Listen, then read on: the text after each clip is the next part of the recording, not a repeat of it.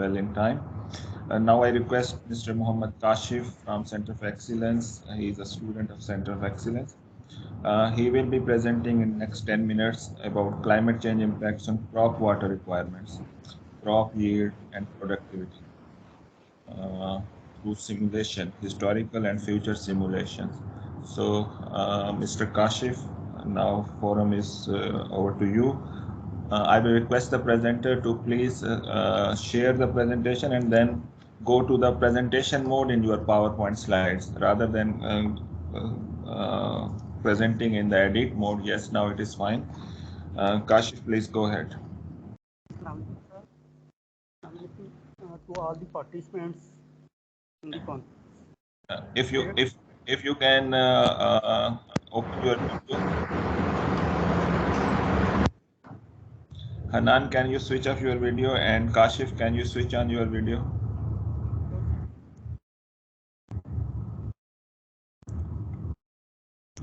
Okay, yes, Kashif. Today's presentation topic is climate change impacts on crop water requirement, crop yield and productivity, historical and future simulation.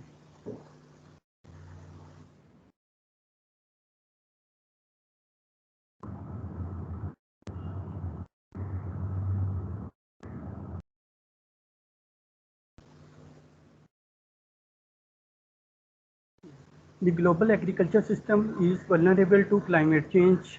As you know, Pakistan is an agricultural country, lies in arid and semi-arid region, and most of its economy is agricultural based. As Pakistan is one of the top most vulnerable countries who are most vulnerable from the effects of climate change. As temperature and uncertainty in rainfall patterns have significant impacts on overall crop growth, development and yield.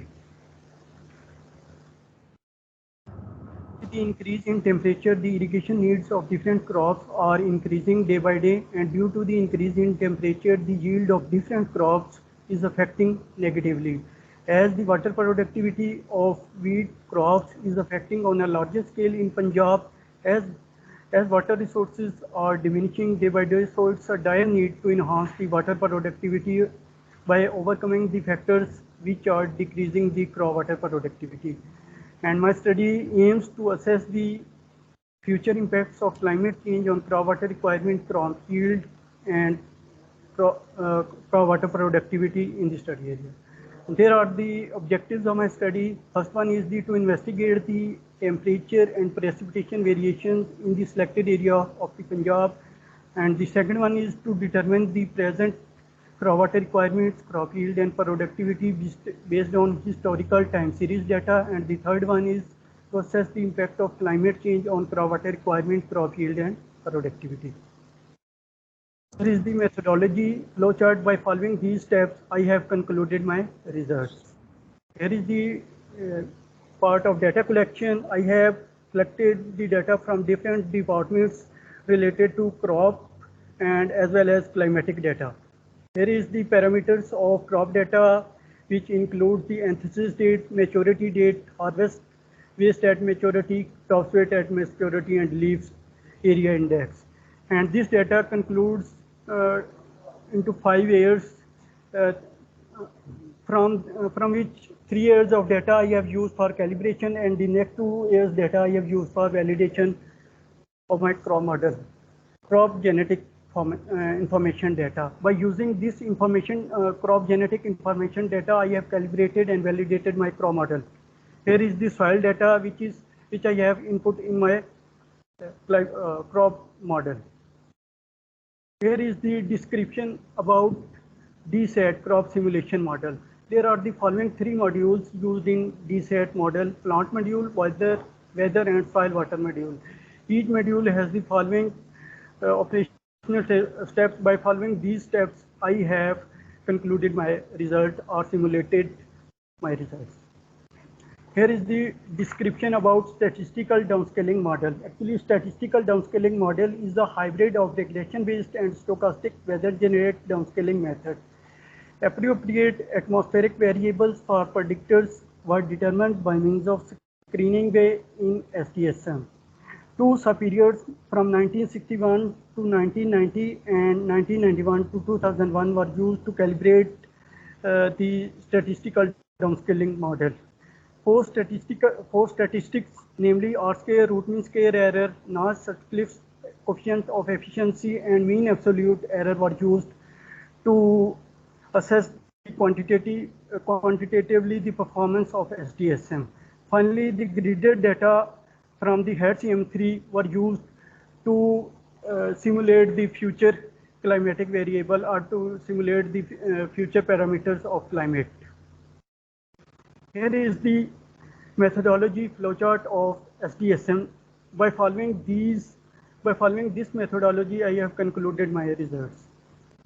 And then I have found the impact of climate change on groundwater requirement and groundwater productivity. Here is the calibration and validation results for maximum and minimum temperature. You can see that from the R-square value that the model has been calibrated effectively. Here is the calibration and validation results of minimum temperature, and by following these results, you can say that the model gives much better R-square values for the both maximum and minimum temperatures. So you can say that model is well calibrated. Here are the calibration and validation results for rainfall as well. Here is the performance evaluation of SDSM. It is the mean monthly distributions for observed and simulated meteorological parameters in the calibrated period. By seeing these both graphs, you can see that the temperature variables for observed NCP A2 and V2 scenario for the calibration period from 1961 to 1990, all the four parameters are quite matched. Same as well for minimum temperature, and while in case of rainfall, the variations between the data is quite significant. As I have mentioned earlier that this model is gives much poor results for rainfall, but it gives quite significant and quite suitable results for temperature and other climatic parameters. Here is the mean monthly distribution for observed and simulated meteorological parameters in the validation period. Here are the temperature and rainfall results for future scenarios. Here is the mean monthly variation in climatic data. You can see that from January to December, the climatic data, mainly maximum and minimum temperature, is increasingly with the passage of the time, while the rainfall chart has shown insignificant variations in data. Projected average maximum and minimum temperature under A2 and V2 scenario. You can see that for both A2 and V2 scenarios in future, with respect to baseline, they are increasing. And you can say that with respect to the baseline temperature, maximum temperature in 2020, it is increasing for both the scenarios A2 and V2. In 2050, it is also increasing as compared to 2020, and in 2080, it is also increasing for both the scenarios. Similarly, here is the case for minimum temperature, that the temperature in future with respect to the baseline is increasing constantly. Here is the projected average monthly rainfall under A2 and V2 scenarios. You can see that with respect to the baseline period, the pattern of the future rainfall is quite having much more uncertainty in the data. Means sometimes it is increasing, and on the second time it is decreasing. Means there is a much more uncertainty as compared to maximum and minimum temperature. Here is the average annual changes in maximum and minimum temperature and rainfall for the three future periods 2020, 2080, 2050 and 2080 under A2 and V2 scenario.